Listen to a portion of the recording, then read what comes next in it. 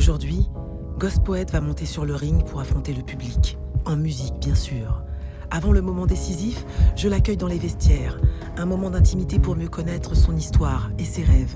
Dans un même temps, je vais le coacher, le chauffer à blanc, jusqu'à sa montée sur scène sous le pinceau inspiré de Charles Berberian.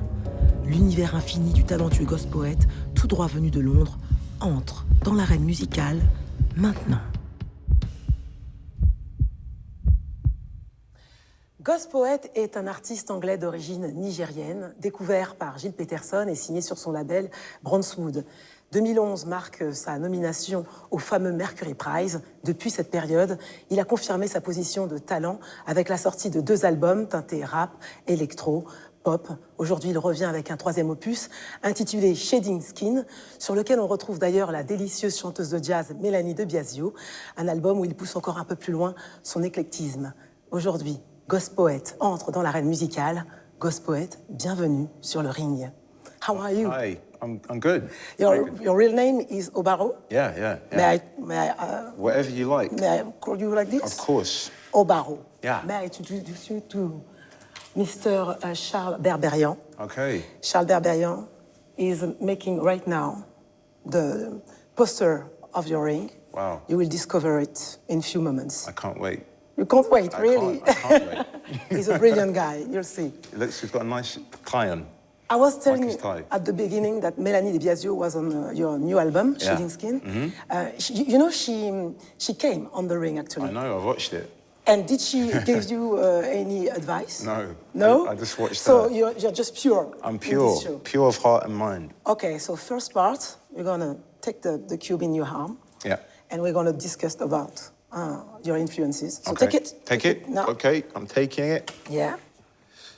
Here we go. So first picture you want to talk about?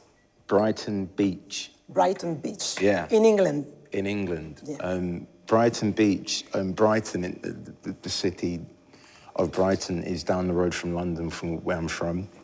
And I've played a lot of gigs in Brighton over the years, and I love the city because it's on the seafront. Yeah. And I love the sea, and I love the staring out at the sea, and it's such an inspirational, natural thing. Yeah. Water and the everlasting kind of blue that the sea has. Okay, another picture? Another picture, I'll just do randomly, whatever direction I want. Yeah, as you want. Jackson Pollock. Why? Why? Well, I'm a big fan of abstract art, and Jackson Pollock was just a great example of that, really. I like the idea of almost like the calm in the chaos in his style, and the size of the canvases that he liked to use. And it was just the fact that he was creating art that on first look just looked like madness, like craziness, but after a while of soaking it up and really trying to look beyond the mad strokes, there was something creative in it, you know? And yeah, I'm a big fan of Jackson Pollock, yeah. Another inspiration? Another inspiration. Well, we have here Massive Attack.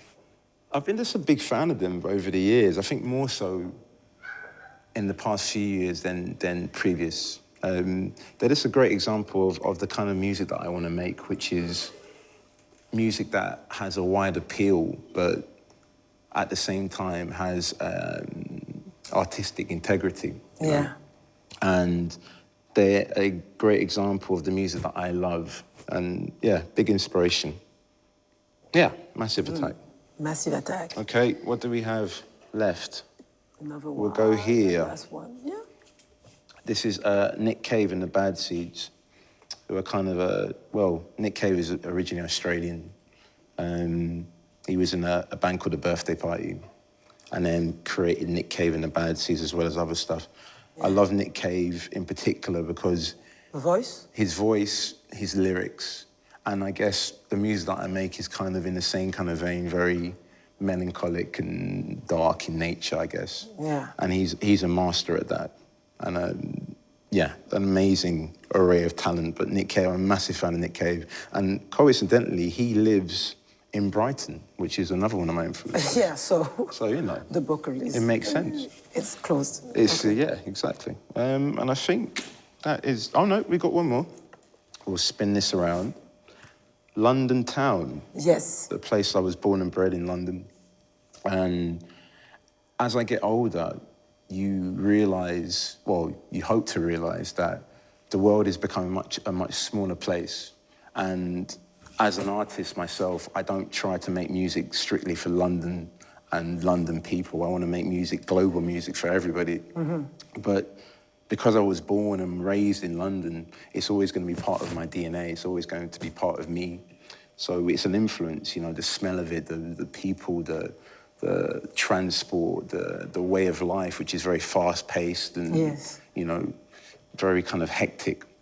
Yeah, London's a big influence. If I like it or not, it's always going to be part of what I do in some shape or form, you know. So, okay, yeah. Thank you. No problem.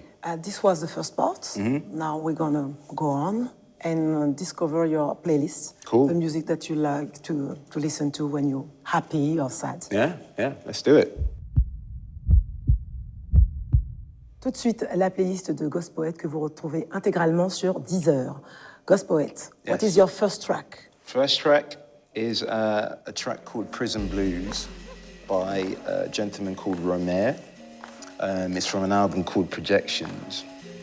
But it's kind of like his own take on, I guess, Detroit house, soul, dance music. Yeah. And I believe he studied like African and Chinese studies in London. And in this particular album, he's used a lot of like samples from like traditional African music and like Nina Simone samples and old soul and old Motown stuff, and he's incorporated it, and he mixes it with like Detroit house and dance. It's really interesting, really interesting stuff. And for me, stuff that I like, I take to my heart is stuff that I listen to over and over and over again, and it doesn't get bored. I don't get bored of it, and yeah, I'm really enjoying his album. So yeah, Romer. Yeah. Okay. Another track? My next choice. What have you got? Okay, Joy Division. And it's a track called Disorder, which is, I think it was taken from their first record. I'm a massive fan of this sort of Joy Division. I love that style of music, kind of melancholy. Dark.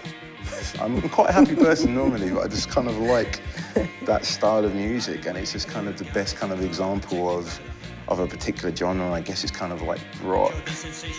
I don't know, like garage rock, that crap rock influence type stuff.